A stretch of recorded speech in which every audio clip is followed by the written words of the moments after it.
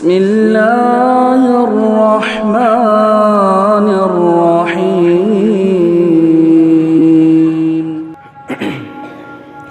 मोहतरम हाज़िरीन जुमा,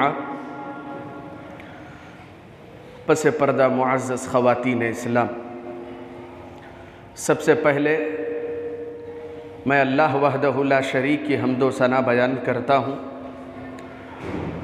और अल्लाह रब्बुल इज़्ज़त का हज़ार बार इस मर्तबा शुक्रिया अदा करता हूँ कि अल्लाह ताला ने मुझे और आपको इस्लाम जैसी नेमत कुबरा से माला माल किया है। यकीनन रब्बुल आलमीन के बेशुमार इनामात में से, रब्बुल आलमीन के बेशुमार एहसानात में से एक अज़ीमुश्शान करम अल्लाह का हम पर यह है कि उसने हमें तौहीद परस्त बनाया, सही अक़ीदे और सही मनहज से जोड़ करके रखा। दरूद व सलाम हो अल्लाह ताला की रहमतों का नुज़ूल हो, बरकतों का नुज़ूल हो तमाम अंबिया व रसूल पर, तमाम मोमिनीन पर कि जिन्होंने अल्लाह रब्बुल आलमीन की अमानत को अपनी अक़वाम तक पहुँचाया और जिन्होंने अपनी ज़िंदगियाँ कुरान और तरीक़े रसूल के मुवाफ़िक़ गुजारी। बिलख़ुसूस ख़ातमुन नबिय्यीन पर, रहमतुल लिल आलमीन पर सल्लल्लाहु अलैहि व अला आलिहि व अस्हाबिहि अजमाइन। मोहतरम अहबाब, बुज़ुर्गान, ख़वातीन, नौजवानों और दीगर सामिईन व सामिआत, यूँ तो अच्छे अखलाक, अच्छा किरदार ये दीनदारी का एक हिस्सा है, लेकिन ज़माने हाजिर में हम ये देख रहे हैं, ये ज़माने हाजिर की एक जानी पहचानी हुई हकीकत है कि बहुत से ऐसे अहबाब आपको मिलेंगे जिनके पास दीनदारी तो है, वो सौम सलात के पाबंद हैं, नमाज़ों का एहतमाम करते हैं, वक्त पर अपने मालों की ज़कात भी अदा करते हैं, वो तहज्जुद का भी एहतमाम करते हैं, लेकिन उनके पास अखलाक नहीं, जबकि अच्छे अखलाक ये दीनदारी का हिस्सा है। बड़े बड़े ऐसे दीनदार हैं जिनके पास अखलाक नहीं, और अल्लाह के रसूल सल्लल्लाहु अलैहि वसल्लम ने फरमाया खालिक़िन नास बिहुस्नि खुलुक़िन, कि लोगों के साथ अच्छे अखलाक और लोगों के साथ अच्छे किरदार के ज़रिए तुम बर्ताव करो। लोगों के साथ तुम्हारा जो मामला होना चाहिए वो हुस्ने मामला होना चाहिए, लोगों के साथ तुम्हारा रवैया बेहतरीन रवैया होना चाहिए।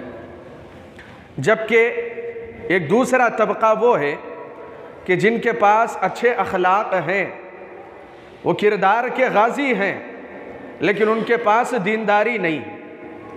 लिहाजा ये दोनों चीज़ें हमें अपनी ज़िंदगी में इख्तियार करनी है कि आदमी दीनदारी भी अपनाए और साथ ही साथ अच्छे अखलाक को भी अपनाए। ये दोनों एक दूसरे के लिए लाजिम और मलजूम है। बहुत से ऐसे कुफ़ार व मुशरिकीन हैं, बड़े उम्दा अखलाक, बड़े खसाइल हमीदा से मुत्तसिफ़ हैं, अच्छे औसाफ से मुत्तसिफ़ हैं, लेकिन दीन नहीं है उनके पास, तौहीद उनकी ज़िंदगी में नहीं है, लिहाजा खसारा उठाएंगे। और वो अहबाब जो दीनदार हैं लेकिन अखलाक उनके पास नहीं है, तो ऐसे लोग भी नुकसान उठाएंगे। चुनांचे ये दोनों चीज़ें हमें अपनी ज़िंदगी में इख्तियार करनी चाहिए, दीन भी हो और हमारे पास अच्छे अखलाक व किरदार भी। तो इसी से मुताल्लिक़ आज हमारा खुतबे जुमा का मरकज़ी मौजू होगा। अखलाकियात की तो बहुत सारी जुज़इयात हैं, अखलाकियात के बाब से तो बहुत से मौज़ूआत हैं, लेकिन आपके सामने मैं अखलाकियात के बाब से एहसान करने की इस अज़ीम नेकी पर कुरान और सुन्नत के चंद दलाइल पेश करने का ख्वाहिशमंद कि एक दूसरे के साथ एहसान करना। क्योंकि हमारे यहाँ होता ये है कि कोई हमको अज़ियत देता है, किसी तरीक़े से हमको तकलीफ़ पहुँचाता है, तो यकीनन हम उसके लिए अपने दिल में इंतकामी कार्रवाई का जज्बा रखते हैं। अल्लाह रब्बुल आलमीन ने कहा वल जुरूह क़िसास, यकीनन अगर तुमको ऐसा नुकसान हो तो शरीयत कहती है कि क़िसास है, बदला लिया जाएगा। शरई अदालतें मौजूद रहेंगी, तुम्हें इंसाफ दिलाएंगी। और दुनिया में हर जगह हर कोई इंसाफ की बात करता है, इंसाफ के तकाज़ों को पूरा करने की बात करता है। शरीयत कहती है कि अगर तुम पर ज़ियादती हो जाए, तुम्हें कोई जुल्म व सितम का तख्ते मश्क बना ले, या तुम्हें जो मिलना चाहिए था वो तुम्हारा हक तलफ कर दिया गया है, तो शरीयत कहती है कि तुम उसको तलब कर सकते हो, ये तुम्हारा हक है, तुम उसके हकदार हो, ये तुम्हारा राइट है। लेकिन उससे भी बढ़कर के एक ज़ीना, उससे भी बढ़कर के एक दर्जा है एहसान का, माफ़ी का, दरगुजर करने का, नरमी करने का, अच्छाई के साथ, तफाहुम के साथ तनाजुल को इख्तियार करने का। आपका हक था, आपको मिलना चाहिए था, लेकिन आपने मामला फहमी करते हुए अपने हक को छोड़ दिया।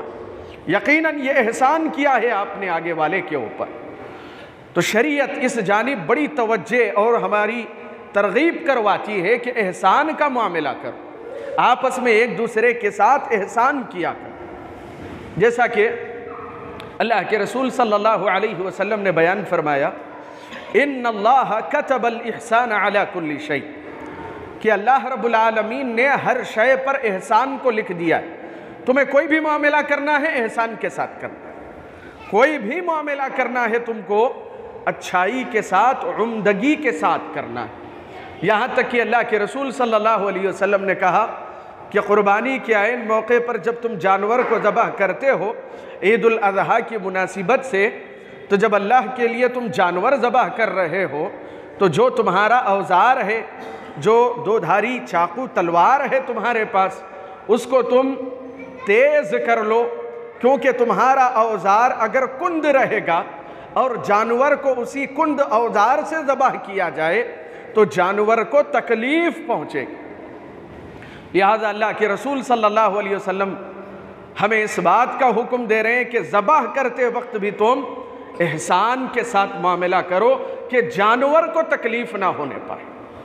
फ़इज़ा क़तलतुम फ़अहसिनु अल-क़ितलता वइज़ा ज़बहतुम फ़अहसिनु अज़्ज़बीहता, कि तुम्हारा ज़बह करना भी एहसान के साथ होना चाहिए।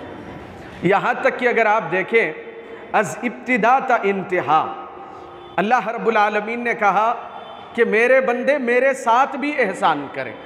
ये अलग बात है कि अल्लाह रब्बुल आलमीन के साथ एहसान की जो बात होगी माना उसका मुख्तलिफ हो जाएगा, लेकिन एहसान का लफ्ज़ शरीयत में 12 कुरान और सुन्नत में मुख्तलिफ मवाक़ों से हमें मिलता।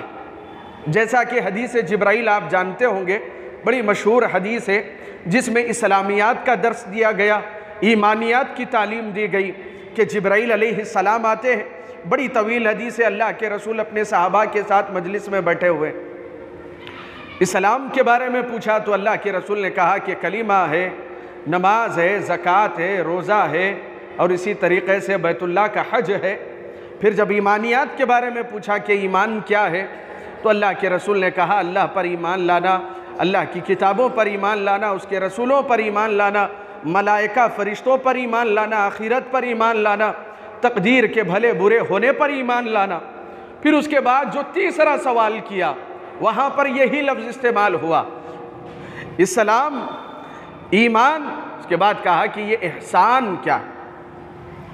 तो अल्लाह के रसूल सल्लल्लाहु अलैहि वसल्लम ने ज़िक्र किया अन तअबुदल्लाह कअन्नका तराह फ़इन लम तकुन तराह फ़इन्नहु यराक, कि तुम अल्लाह ताला की इबादत ऐसे करोगे गोया कि तुम अपनी आँखों से अल्लाह को देख रहे हो।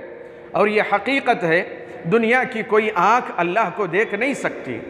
मूसा अलैहिस्सलाम बज़िद हुए थे अल्लाह का दीदार करने के लिए कि अल्लाह मैं तुझे देखना चाहता हूँ। अल्लाह ताला ने जब बुलाया और अल्लाह के नूर की जब तजल्ली हुई, फलम्मा खर्र मूसा सईक़ा, तो मूसा अलैहिस्सलाम उसकी ताब ना ला सके और वहीं पर बेहोश होकर के गिर पड़े। तो ये हकीकत है कि दुनिया की कोई आँख अल्लाह को देख नहीं सकती, लिहाजा अल्लाह के रसूल सल्लल्लाहु अलैहि वसल्लम ने कहा कि जब तुम अपनी आँख से अल्लाह को देख नहीं सकते तो कम से कम तुम्हारी इबादतों में ये तसव्वुर होना चाहिए कि अल्लाह मुझे देख रहा। तो कहा कि ये अल्लाह ताला के साथ एहसान। तो जगह जगह कुरान करीम में हमें एहसान को अपनाने और अपनी अमली ज़िंदगी में उसे नाफिज करने की तालीम दी गई। और उसके बाद जब अल्लाह ताला अपने हक़ को बयान करता है तो कुरान करीम में उसके फ़ौरन बाद वालिदैन के भी हक़ को ज़िक्र करते हुए कहता है वक़ज़ा रब्बुका अल्ला तअबुदू इल्ला इय्याहु व बिल वालिदैनि इहसाना। देखिए वही लफ्ज़ दोबारा यहाँ पर इस्तेमाल हुआ कि तुम्हारे रब ने यह फ़ैसला कर दिया है कि तुम अल्लाह के अलावा किसी और की इबादत व बंदगी नहीं करोगे, और तुम्हारे रब का ये भी फ़ैसला हो चुका है कि तुम अपने माँ बाप के साथ एहसान करो। यहाँ पर एहसाना का जो लफ्ज़ है ये मसदर है, लेकिन अम्र के माना में, वजूब और हुक्म के माना में इस्तेमाल हुआ कि तुम एहसान करोगे अपने माँ बाप के साथ। और मुफस्सिरीन ने एहसान की तशरीह में लिखा है, एहसान की तफसीर में लिखा कि एहसान कहते किसे कि माँ बाप की खिदमत करना, उनके हुकूक अदा करना, ये तो वाजिब है औलाद के ऊपर। उनके बूदो बाश का ख्याल करना, उनकी निगहदाश्त करना और उनके खान पान की फ़िक्र करना, ये तो वाजिब है औलाद के ऊपर। कहा कि एहसान का मतलब ये है कि ऐसा कुछ अलग करना कि जिससे माँ बाप की दिलजोई हो, ऐसा कुछ करना कि फ़रहत व इम्बसात, फ़रहत व खुशी और सुरूर माँ बाप के दिल में दाखिल की जाए, ये एहसान। तो कहा कि तुम्हें अल्लाह के साथ भी एहसान करना है, माँ बाप के साथ भी एहसान करना है। और बात यहीं तक मौकूफ़ नहीं होती है। अल्लाह रब्बुल आलमीन ने जैसे हमें एहसान की तालीम दी है, और यहाँ पर उसको मैं डिफ़ाइन कर दूँ कि एहसान का डिफिनेशन होता क्या है। आखिर ये भी आप समझ लें कि एहसान का मतलब क्या होता है। एहसान का मतलब होता है अच्छाई करना, हुस्ने सुलूक के साथ मामला करना। मेरा भाई परेशान है, मेरी बहन परेशान है, उसकी परेशानी को, उसकी तकलीफ़ को, उसकी अज़ियत को दूर किया जाए, ये उसके साथ एहसान। ये एहसान का मतलब होता है कि उसकी तकलीफ़ को हटाया जाए, उसको उस मुसीबत से निकाला जाए। तो कैसे आप उसको निकाल सकते हैं? माली ताउन के ज़रिए एहसान कीजिए, अच्छे मशवरे के ज़रिए उस पर एहसान कीजिए, वक्त दे सकते हैं, वक्त दे करके एहसान कीजिए। हर एतबार से आप अपने भाई के साथ एहसान कीजिए, ये एहसान का मतलब होता है। और जैसे मैंने कहा कि ना सिर्फ उम्मत मुहम्मदिया बल्कि साबिक़ा उमम, पहली जो कौमें आई थी और अल्लाह ताला ने जिस शरीयत की पाबंदी का उन्हें मुकल्लफ़ किया था, उनकी तालीमात में भी ये तालीम सर फहरिस्त थी। अल्लाह ताला ने कुरान करीम में कहा वइज़ अख़ज़ना मीसाक़ बनी इसराईल, कि हमने बनी इसराईल से ये अहद लिया था, उनसे हमने ये वादा लिया था। वादा क्या था? ला तअबुदूना इल्लल्लाह, कि तुम इबादत नहीं करोगे मगर अल्लाह की, कि तुम्हें इबादत व बंदगी अल्लाह की करनी है। उसके बाद कहा व बिल वालिदैनि इहसाना, और हमने उन कौमों से इस बात का भी अहद व पैमान लिया था कि वो अपने माँ बाप के साथ एहसान करेंगे। व दिल क़ुरबा, रिश्तेदारों के साथ, पड़ोसियों के साथ, करीबियों के साथ, उठने बैठने वालों के साथ, अपने मुतअल्लिक़ीन के साथ एहसान करेंगे। वल यतामा, यतीमों के साथ भी वो एहसान करेंगे। लिहाजा इस एहसान के ताल्लुक़ से कि यतीम के साथ एहसान करना है, अल्लाह के रसूल सल्लल्लाहु अलैहि वसल्लम ने बयान फरमाया कि तुम्हारी सोसाइटी, तुम्हारे उठने बैठने वालों में वो अहबाब, तुम्हारे दोस्त इंतकाल कर गए, उनकी औलादें बेआसरा हो चुकी है, कोई उनकी किफ़ालत करने वाला नहीं, कोई उनके बारे में ख्याल करने वाला नहीं। उस यतीम के सर पे दस्ते शफ़क़त भी अगर तुम रखोगे, अल्लाह ताला मोहब्बत से उसके सर पर हाथ फेरने की वजह से तुम्हें अजर अदीम से नवाजेगा। ये अल्लाह के रसूल सल्लल्लाहु अलैहि वसल्लम ने तालीमात बताई कि तुम यतीम के साथ भी एहसान करोगे। और इतना ही नहीं, आगे कहा वक़ूलू लिन्नासि हुस्ना, कि लोगों गुफ्तगू भी जब करते हो, बातचीत करते हो, एक दूसरे से हम कलाम होते हो, तो अपनी गुफ्तगू में भी तुम एहसान का ख्याल करो, अच्छी बात करो, उम्दा बात करो, बेहतरीन बात करो, ऐसी बात करो कि जिससे आगे वाले के लिए भी उसके हक़ में वो खैर, सब तुम्हारे हक़ में भलाई हो, उसके हक़ में भलाई हो। तो कहा कि वक़ूलू लिन्नासि हुस्ना, लोगों से मुखातब होते वक्त भी तुम्हें गुफ्तगू जो करनी है, उम्दा गुफ्तगू करनी है, इसमें भी तुम्हें एहसान का लिहाज और उसका भी पासो लिहाज करना है। और अल्लाह के रसूल सल्लल्लाहु अलैहि वसल्लम ने निहायत ही वाज़ेह लफ्ज़ों में कहा कि जब आप दूसरों पर एहसान करेंगे, अल्लाह रब्बुल आलमीन आप पर भी एहसान करेगा। जब आप दूसरों का ताउन करेंगे, अल्लाह रब्बुल आलमीन आपका मुआविन बन जाएगा। जब आप लोगों की मदद करेंगे, अल्लाह रब्बुल आलमीन तुम्हारे उमूर में तुम्हारा ताईदी और उसकी नुसरत शामिल हो जाएगी। लिहाजा प्यारे रसूल ने कहा वल्लाह फ़ी औनिल अब्द मा कानल अब्दु फ़ी औनि अख़ी, कि अल्लाह बराबर अपने उस बंदे की मदद करता है जो बंदा अपने भाइयों की मदद करते रहता है। यही तो एहसान है कि आप ऐसी ज़िंदगी ना गुजारें, मफाद परस्त ज़िंदगी, खुद गर्जी की ज़िंदगी, मतलब परस्ती की ज़िंदगी।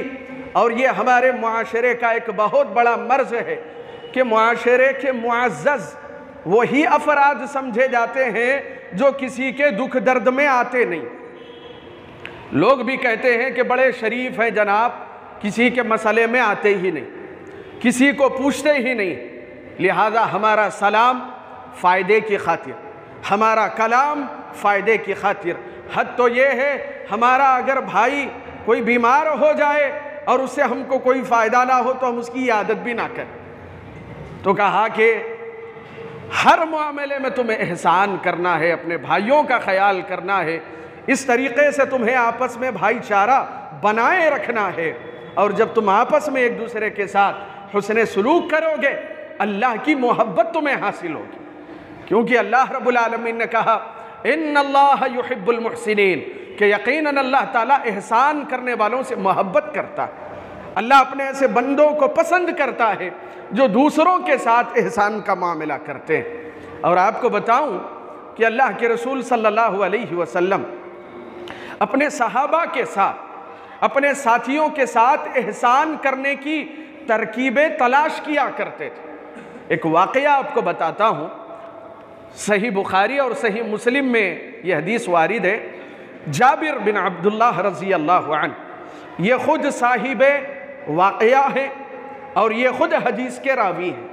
वो ख़ुद अपना हाल बयान करते हैं कि एक मरतबा हम अल्लाह के रसूल सल्लल्लाहु अलैहि वसल्लम के साथ एक सफ़र पर रवाना हुए थे। तो दरमियान सफ़र हुआ कि मेरी जो ऊँटनी थी या ऊँट था, जमल का लफ्ज़ आया है, तो वो थकी हुई, थका मांदा होकर के बैठ गई। उसके अंदर वो तवानाई नहीं थी कि वो आगे बढ़ सके। तो अल्लाह के रसूल सल्लल्लाहु अलैहि वसल्लम से जाकर के कहा कि अल्लाह के रसूल ये हुआ है। तो अल्लाह के रसूल सल्लल्लाहु अलैहि वसल्लम ने जैसे ही, ये प्यारे रसूल का मोजज़ा था कि उसके ऊपर हाथ रखा तो ताज़ा दम होकर के वो दूसरों पर सबकत ले गई। वो ऊँटनी आगे तेज़ रफ्तारी के साथ दौड़ने लगी। तो उस मौके पर उसकी बर्क़ रफ्तारी को देखते हुए अल्लाह के रसूल सल्लल्लाहु अलैहि वसल्लम ने जाबिर रज़ी अल्लाहु अन्हु से कहा कि ऐ जाबिर, ये ऊँटनी तुम मुझे फ़रोख्त कर दो। पहले तो वो दौड़ नहीं रही थी, मरियल और लागर थी, बाद में सेहतमंद सही सालिम ऊँटनी की तरह दौड़ रही है। लिहाजा जाबिर रज़ी अल्लाहु अन्हु का इरादा नहीं था अल्लाह के रसूल सल्लल्लाहु अलैहि वसल्लम कि इसकी कीमत लगा दे, मैं आपको फ़रोख्त कर दूँ। तो पहले अल्लाह के रसूल सल्लल्लाहु अलैहि वसल्लम को नफ़ी में जवाब दिया। अल्लाह के रसूल सल्लल्लाहु अलैहि वसल्लम ने दोबारा पूछा कि ऐ जाबिर, ये ऊँटनी मुझे बेच दो एक उक़िया में। तो जाबिर रज़ी अल्लाहु अन्हु टाल ना सके। और उन्होंने अल्लाह के रसूल सल्लल्लाहु अलैहि वसल्लम से कहा कि ठीक है अल्लाह के रसूल, आपको मैं ये फ़रोख्त कर देता हूँ, लेकिन मेरी ये शर्त है कि मैं इसी पर सवार होकर के अपनी मंजिल तक पहुँचूँगा, घर जाने के बाद मैं आपके हवाले कर दूँगा। अल्लाह के रसूल सल्लल्लाहु अलैहि वसल्लम मान गए। मदीना पहुँचे। घर पहुँचने के बाद और हस्ब वादा जाबिर रज़ी अल्लाहु अन्हु अपनी उस ऊँटनी को लाए और अल्लाह के रसूल सल्लल्लाहु अलैहि वसल्लम के पास आपके हवाले करके वहाँ से रवाना हो। जाबिर रज़ी अल्लाहु अन्हु कहते हैं मैं कीमत लेकर के वहाँ से रवाना हो गया, ऊँटनी अल्लाह के रसूल के हवाले कर। कुछ देर बाद अल्लाह के रसूल सल्लल्लाहु अलैहि वसल्लम का बुलावा आया।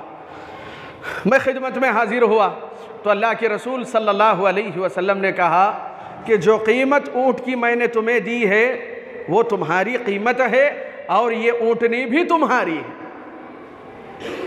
जो कीमत तुमको हमने दी वो भी तुम्हारी और ये जो ऊँटनी है ये भी तुम्हारी।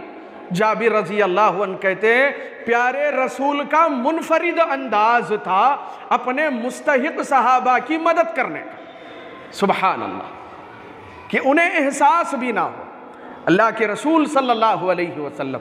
और ये देखें कि इतनी बड़ी शख्सियत और अपने मातहतों के साथ मुफ्त में बटोर नहीं रहे, कीमत लगा रहे हैं। अल्लाह के रसूल के अखलाक देखें आप कि कीमत दी जाबिर रज़ी अल्लाहु अन्हु और कहा कि ये कीमत और ये ऊँट ये दोनों तुम्हारा है जाबिर, तुम इसे रख। अल्लाह के रसूल सल्लल्लाहु अलैहि वसल्लम की से गर्ज क्या थी? एहसान करना, आपस में एक दूसरे के साथ अच्छा बर्ताव करना, एक अच्छी फ़िज़ा बनाना, भाईचारगी को आगे बढ़ाना। और आप जानते हैं बारहा सुना होगा, बहुत मशहूर वाक़या है। अल्लाह के रसूल सल्लल्लाहु अलैहि वसल्लम ने ज़िक्र किया कि एक औरत हरजाई थी, फाहिशा थी, बदकारा थी। उसके पास लोग आया जाया करते थे, चुनांचे वो एक मर्तबा गुजर रही थी, बदकारा थी। अल्लाह रब्बुल आलमीन की नज़र में उस वक्त तक तो कोई कदर नहीं थी, लेकिन वो अल्लाह के रसूल ज़िक्र कर रहे हैं कि एक कुत्ता जो शिद्दत प्यास की वजह से हाँक रहा था तो उसने उस कुत्ते को पानी पिलाया। अल्लाह रब्बुल आलमीन को उसकी ये अदा, जानवर के साथ एहसान करना, इस कदर पसंद आया। अदखलहल्लाहु अल जन्नता, अल्लाह के रसूल कहते हैं कि अल्लाह ने उसे जन्नत में दाखिल कर दिया। ये मामला किसके साथ? जानवर के साथ एहसान करने पर अल्लाह रब्बुल आलमीन ने इस इनाम से नवाजा। और उसके बरअक्स बनी इसराइल की वो खातून जो आबिदा थी, जाहिदा थी, सौमो सलात की पाबंद थी, उसने अपने घर में बिल्ली को बांधे रखा और उसको आज़ाद नहीं किया कि वो जाकर के अपना रिज़्क़ तलाश कर ले, ना खुद इबादतों में मसरूफ़ रही। उस बिल्ली का कोई ख़याल किया कि उसके ग़िज़ा के लिए कुछ उसको मुहैया कर दे।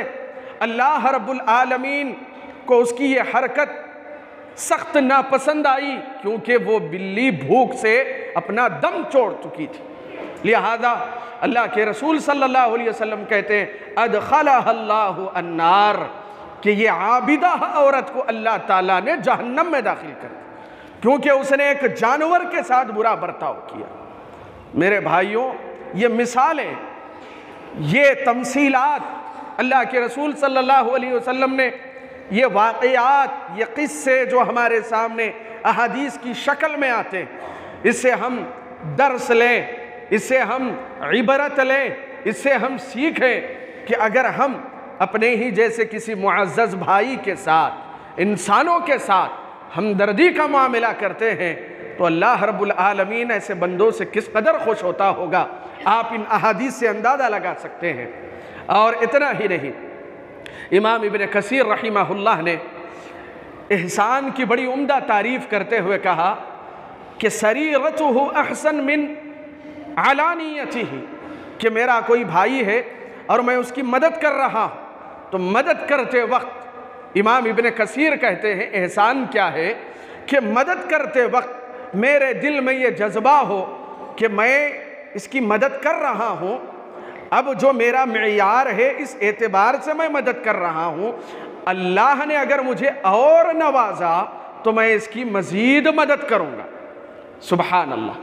ये एहसान होता है कि ज़ाहिरी तौर पर तो जो कुछ भी दे रहा है, लेकिन दिल में उससे बेहतर देने का जज्बा हो, इसी को एहसान कहते हैं। और आप खुतबे सानिया में सुनते होंगे कि खतीब एक आयत जिसका एहतमाम करते हैं, अल्लाह ताला कहता है इन्नल्लाह यअमुरु बिल अदली वल इहसान। क्या लोगों, अल्लाह तुम्हें हुक्म देता है कि तुम आपस में इंसाफ करो और आपस में एहसान करो। इन्नल्लाह यअमुरु बिल अदली वल इहसान। और यहाँ पर यह बात भी याद रखें कि वो अहबाब कि जिनके ऊपर किसी ने एहसान किया, आपका कोई काम बनाया, आपको किसी मुश्किल से निकाला, आपकी किसी मुसीबत वाली घड़ी में आपके काम आया, आपका मुआविन रहा, हकीकी मोमिन वो है जो एहसान मंद रहे, अपने भाई का शुक्रिया अदा करे। क्योंकि अल्लाह के रसूल सल्लल्लाहु अलैहि वसल्लम ने कहा मन लम यशकुरिन्नास लम यशकुरिल्लाह, कि जो लोगों का शुक्रिया अदा नहीं करता वो अल्लाह रब्बुल आलमीन का शुक्रिया कैसे अदा करेगा। तो आदमी को एहसान फरामोश नहीं होना चाहिए। ये भी एक अहम मसला है कि कोई आपके साथ अच्छाई करता है तो आदमी उसको याद रखे। अल्लाह के रसूल सल्लल्लाहु अलैहि वसल्लम के साथ अगर कोई खैर का मामला करता तो आप जान लें, सीरत पढ़ करके अल्लाह के रसूल उससे कई गुना ज़्यादा उसके ऊपर एहसान कर देते थे। ये जज्बा रहता था अल्लाह के रसूल सल्लल्लाहु अलैहि वसल्लम का कि इसने मेरे साथ अच्छाई की तो इसका बदला मैं बेहतर से बेहतर इसको दूँ। तो आदमी को भी चाहिए कि अगर कोई आपके साथ भलाई करे तो अपने दिल में उसको जो है इज्जत की निगाहों से, कदर की निगाहों से देखें। क्योंकि आप जानते हैं कि जब अल्लाह के रसूल सल्लल्लाहु अलैहि वसल्लम मक्का से ताइफ गए थे, क्या अहले मक्का तो आपकी बात सुन नहीं रहे थे, तो अल्लाह के रसूल सल्लल्लाहु अलैहि वसल्लम को ये तदबीर सूझी कि मैं जाता हूँ और ताइफ के लोगों को तौहीद की दावत दूँ। हो सकता है कि अहले ताइफ तौहीद को समझ जाएं और वह मुशर्रफ बा इस्लाम हो। लेकिन अल्लाह के रसूल सल्लल्लाहु अलैहि वसल्लम के पीछे ये बदमाशों को, औबाशों को लगाया गया और आपको मारा पीटा गया, यहाँ तक कि आपके जूतों में खून तरबतर था, सर से इतना खून आपके जारी हुआ। वो हालत थी अल्लाह के रसूल सल्लल्लाहु अलैहि वसल्लम की। और जब अल्लाह के रसूल वहाँ से वापस लौट रहे थे मक्का, तो मक्का के दरवाज़ों पर ये कुफ़ार ठहर गए थे। सीरत का बड़ा रोशन वाक़या है। ये कुफ़ार ठहर गए और इन्होंने कहा कि हम मोहम्मद को मक्का में दाखिल होने नहीं देंगे। वहाँ पर एक शख्स था जिसका नाम था मुतइम इब्ने अदी, काफिर था, ईमान नहीं लाया था। उसने अपने 4 नौजवान लड़कों को तैयार किया, हाथों में तलवारें दी, ज़ीरा पहनाई और कहा कि किसकी माँ ने जना है, मैं मोहम्मद को पनाह देता हूँ, जो मोहम्मद को मक्का आने से रोके मैं पनाह का ऐलान करता हूँ। चुनांचे ये नौजवान शुजाअत पसंद, बहादुर, दिलावर नौजवान आगे बढ़ते हैं और अल्लाह के रसूल सल्लल्लाहु अलैहि वसल्लम को मामून महफूज मक्का में दाखिल करते। ये एहसान था मुतइम इब्ने अदी का और अल्लाह के रसूल सल्लल्लाहु अलैहि वसल्लम ने इसको याद रखा। किस मौके पर याद रखा? बदर के मौके पर जब 70 कुफ़ार कत्ल कर दिए गए और 70 कैदी बना दिए गए और उनके बारे में मशवरा हो रहा है क्या करना चाहिए। किसी ने कहा कि सर कलम कर दिया जाए, किसी ने कहा कि माल बतौर फिदिया लेके छोड़ दिया जाए। मुख्तलिफ मशवरे आ रहे थे। अल्लाह के रसूल ने उस मौके पर उन कैदियों की तरफ देखते हुए कहा, अगर आज मुतइम इब्ने अदी जिंदा होते और इन बदबूदार कुफ़ार के बारे में सिफारिश करते तो मैं मुतइम की वजह से इन 70 कैदियों को रिहा कर देता। अल्लाह के रसूल ने किसका एहसान याद रखा? काफिर का एहसान याद रखा। लिहाजा एक मुसलमान को चाहिए कि एहसान मंद रहे कि आपके साथ कोई खैर का, अच्छाई का मामला करता है तो आदमी को उसको नज़रअंदाज नहीं करना चाहिए, पीठ नहीं फेरनी चाहिए। और यहाँ पर इसी मौजू से मुतालिक दूसरा जुज़ भी आपके सामने वाज़ेह कर दूँ कि एहसान करने वाला एहसान ना जतलाए। अगर आप एहसान जताने के लिए कुछ कर रहे हैं कि मेरी ज़ात चमके, मैं किसी के साथ कुछ खैर करके लोगों के सामने बयान करता फिरूं, कि ये कुछ नहीं था, मैंने इसको आगे बढ़ाया, इसकी तामीर और तरक्की में मेरा किरदार है। लोगों के सामने अगर इस नीयत से वो आगे बढ़ता है तो इसका मतलब ये है कि उसको दुनिया में तो तारीफ मिल जाएगी, लेकिन आखिरत में वो अज्र से महरूम हो जाएगा।